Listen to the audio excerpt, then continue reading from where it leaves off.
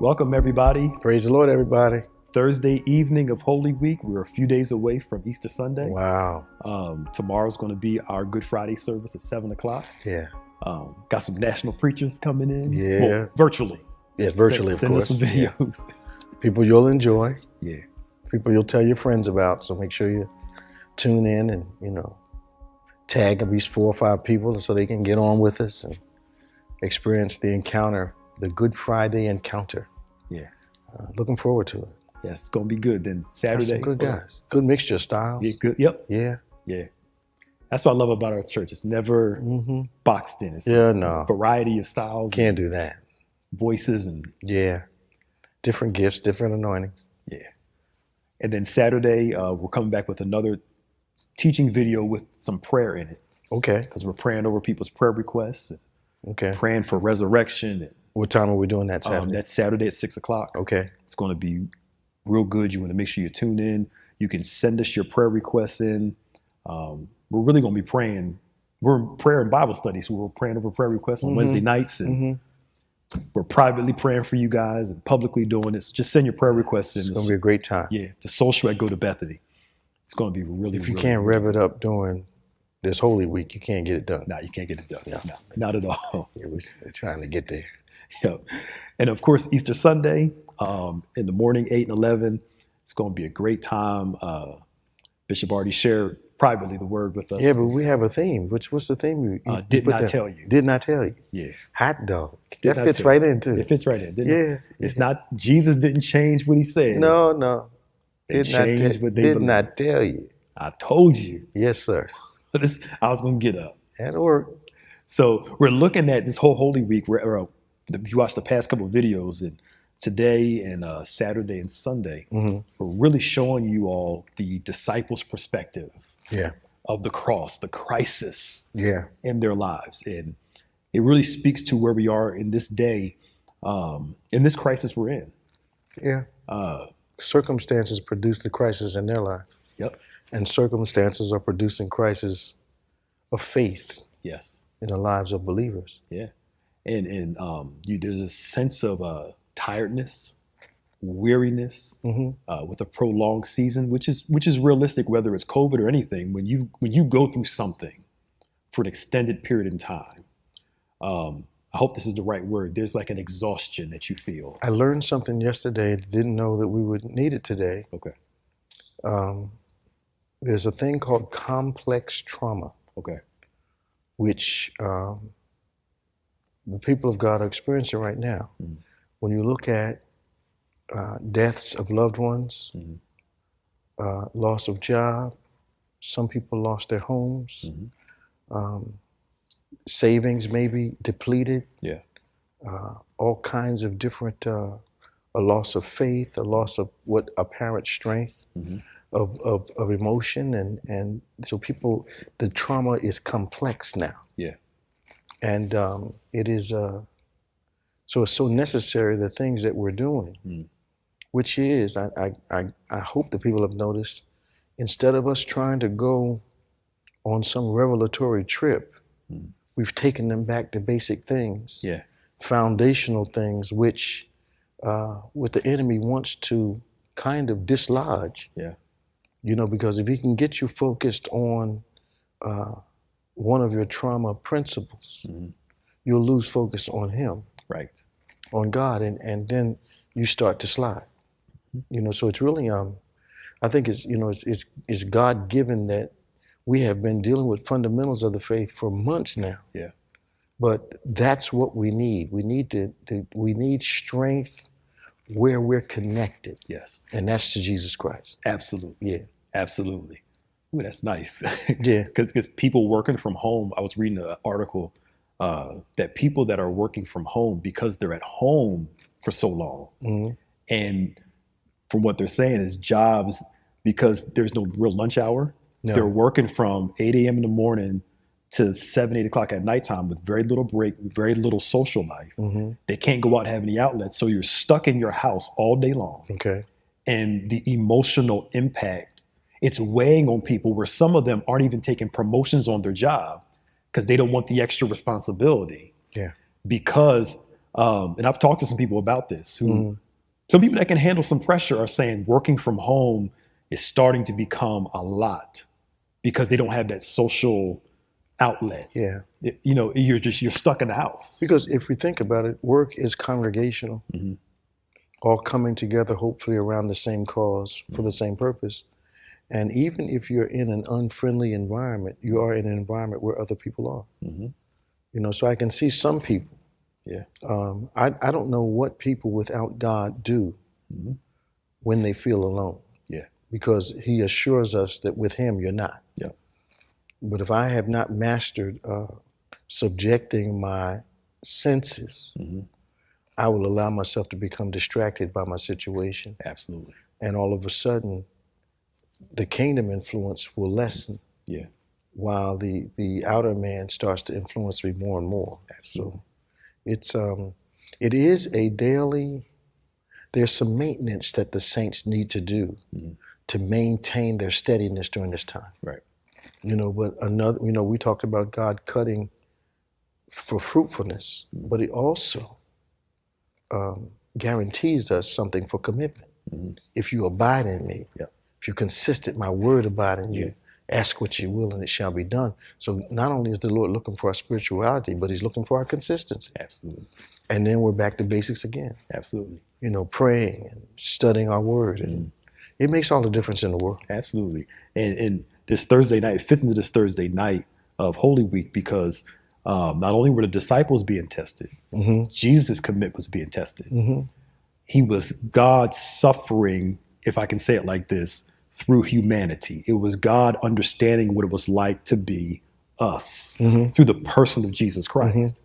And the closer he got to the cross, the more his soul was troubled, the more anxious he got, the more in distress he became. And the Bible is very clear that Jesus had this side of him where his emotions were having a hard time with, watch this, the time he was telling everybody else about. When it was actually time to do it, he was going to, but he had a hard time accepting it. I think how do you, if you want to, he's an example of everything wonderful. The fact of the matter is that it is never out of his sight that Calvary is the necessary cross street. It is necessary juncture that has to happen in his life for him to go to the next level. So he sees this constantly.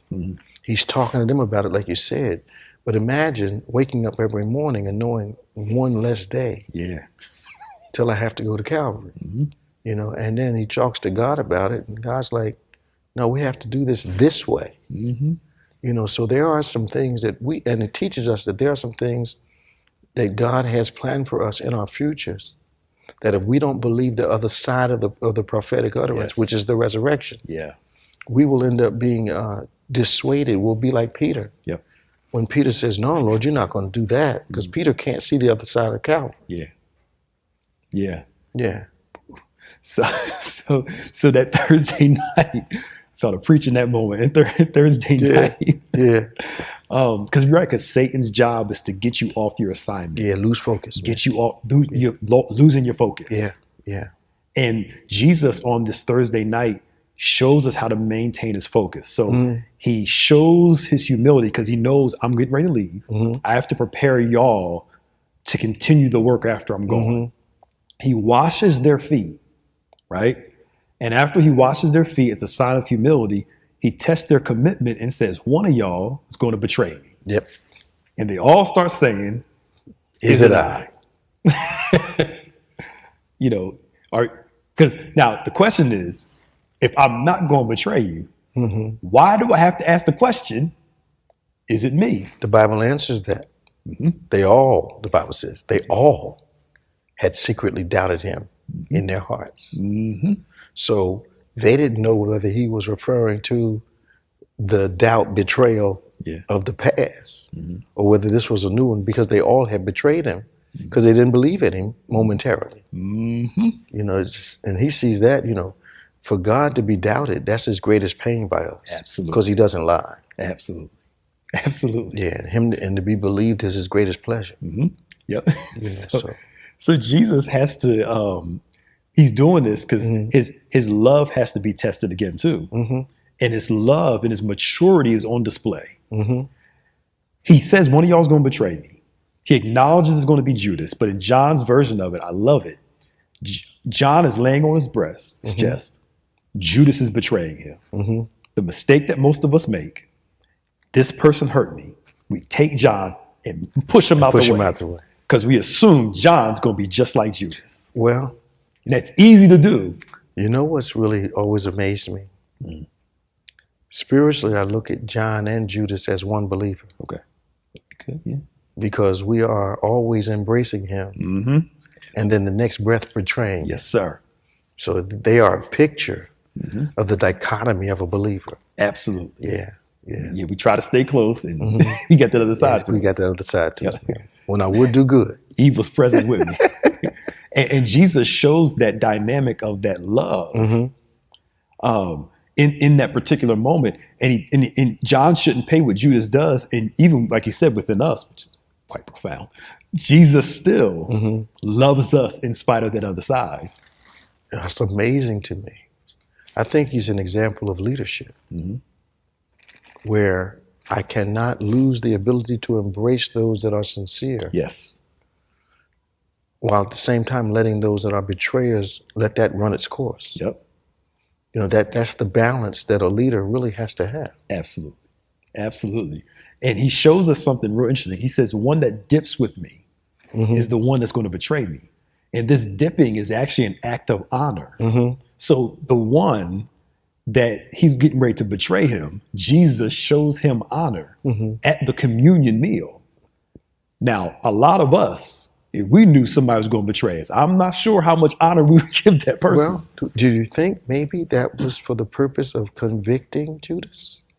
Talk about Because Judas knew what was up. He knew the plan he was involved in.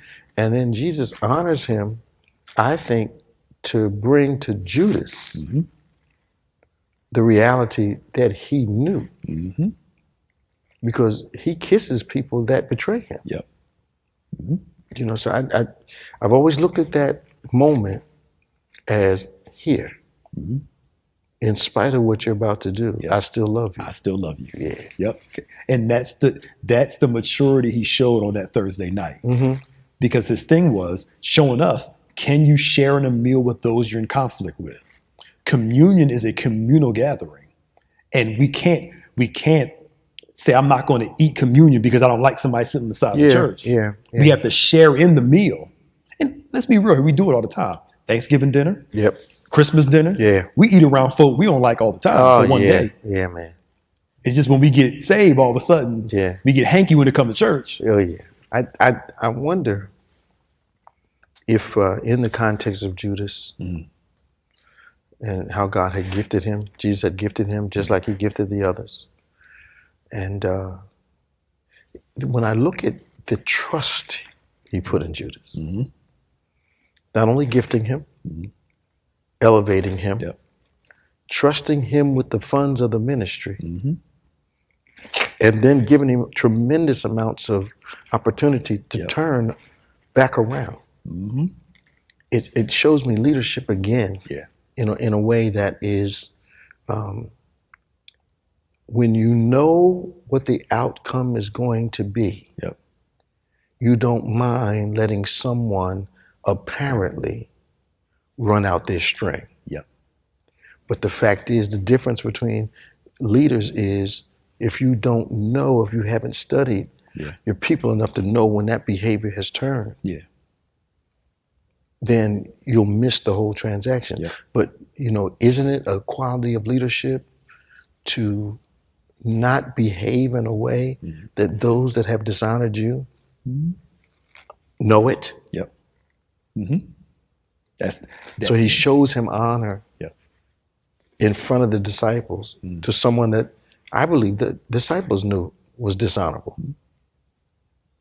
Because he says to him, that thou doest, do it quickly. I know what you're going to do. Yeah, man. Harry, go ahead and do it. Go ahead, man. Set the cycle in motion. Yeah. Because why? I need you to do this so I can become this. The necessity for a betrayal. Yes. Now, he doesn't ask us to do that. Now, you don't go pick your Judas. This was according to prophetic. Yeah. Jesus was doing this on purpose. However, it will teach you a lesson that in the will of God, betrayal promotes Yes. rather than denies. Now that part there, yes, Yes, sir. yes. So, Yes, sir. so your Judas, our Judas reveal themselves. That'll preach all day long. Yeah. Our Judas reveal themselves. Yes, sir. And it leads to something greater. Yes, sir. Well, the immature Judases do. Yeah. The mature ones, they're more like Judas himself. Oh, they're more schemy. And, Oh, yeah. but they eventually show. And it also shows you that your betrayer has a circle Yeah. that supports their mindset. Absolutely. Yeah. Absolutely. Yeah. Because they're seeking out people to support their thought process. They're recruitable because they recruited him. Mm-hmm. And what was there about him? Well, I know he was stealing the money, Yeah. and snakes are good at smelling weakness, Yes, sir. and they approach the weak. Again, back to the garden piece. I don't have as much blame for the serpent as I have for him tapping into something in them. I think I've got it. The enemy's favorite targets are skeptics and superstitious people. Yep. And Judas was a skeptic. So he was open for deception and betrayal. Got to watch it when you're a skeptic. Don't believe what God has said. Don't believe in what he's doing. Yeah. And you have to watch it when you're superstitious and you think there's a demon under every rock and everybody's out to get you. Yeah. Yeah. Absolutely. And Judas's view of Jesus was political. Get us out of Rome. So the Jesus that was revealed wasn't the Jesus that he wanted. Yep. And he was offended by that. Yeah, man. And that's a dangerous thing to try to put God into a box. He was offended by the truth. Rather than his own truth. The Jesus truth. didn't fit into his truth. Yes, sir. So we over time. So he says. Did we start talking about what we wanted to talk No, we've been going through it. Okay. We've been going through it. It's just getting there. So Jesus leaves them with this new commandment in John 13, 34 and 35, where he tells them to love another like I've loved you. Sure. And he says, this is how the world will know that you belong to me, by how well you love. He teaches them a lesson in love through washing their feet. Well, his whole lifestyle. Yeah. But mainly washing their feet, loving during the communion meal. And he models it and then teaches them the same way I loved you, love other people. Sure. And I think that's why God gets so offended when we don't love and forgive like he does. Because I've done all this for you. Yeah. How come you can't do the same thing for others? So what may be the evidence or maybe the cause of a lack of the power to forgive may be a lack of real gratitude for being forgiven, which means perhaps we harbor a secret thought that we kind of deserve to be forgiven. Wow. Yeah. You know what? The parable, when Jesus talks about forgive 70 times 7, and he tells them a parable when they say, we need help with this. He tells them a parable about a man that was forgiven, went out his way to not forgive somebody else. And then his master came to him and said, you couldn't forgive that person? That's right. And threw him in jail and That's said, right. your original sentence has come upon you. That's right. Because you couldn't do for others what I did for you. Yeah.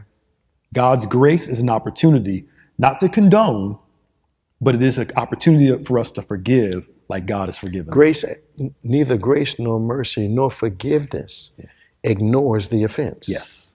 Yes. But all three of them process the offense. Right. Man, I wish I had said that before. Yeah. that was potent. Yeah. So I process forgiveness. But if there's no gratitude of my own, then I may have a hard time forgiving somebody else. Absolutely. Because it's driven by love. Absolutely. Absolutely. Yeah. So how can we close this out? I don't know. To bring some healing. I don't know. Well, maybe this. Well. I mean, let's look at Jesus then. Okay. So that night, they do the Passover meal. He goes to Gethsemane. He prays. He does the kiss with Judas, and he allows himself to go free. to me, he forgave Judas before the kiss. Yeah. Could you say that? Yeah, and I also think that he let Judas do enough that it was undeniable. Mm. And a lot of times as leaders, we don't let folk do enough. Mm. He didn't leave Judas any wiggle room. Mm. Mm. Matter of fact, if you look at the sup together, the not publicly, denigrating him, Yeah. to hugging him and kissing him, and Yeah. he let him go so far, apparently. Yeah. But he knew the outcome. So Judas was the only one that thought he was getting over. Yeah. Mm-hmm. And Jesus publicly out some betrayest thou the Son of Man with a kiss. Yeah, man. And he just looks at him, and that breaks Judas right there. Mm-hmm.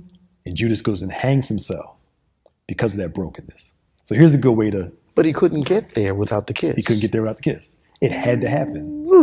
Because Judas is just like Joab. Yeah, man. Know how to show you affection while they're stabbing you. Mm-hmm. So, oh my goodness. So let's figure out, let's close this out. The last miracle that Jesus did before Calvary was on that night when Peter cuts off the ear of the soldier, right? I think he was aiming for his neck and missed. Yeah, and probably. I do, man. I don't think he was trying to cut his ear off. I think maybe the Lord saw that thing at the last minute and said, cuts his ear off. Yeah, he wasn't going for his ear, that's for sure. And for those of you who are having a hard time hearing this, the last miracle Jesus did before the cross was a restoration of hearing. Was. He cuts off the man's ear. Jesus picks it up, puts it back on. Yeah. To restore this man's ability to fully hear. Mm-hmm.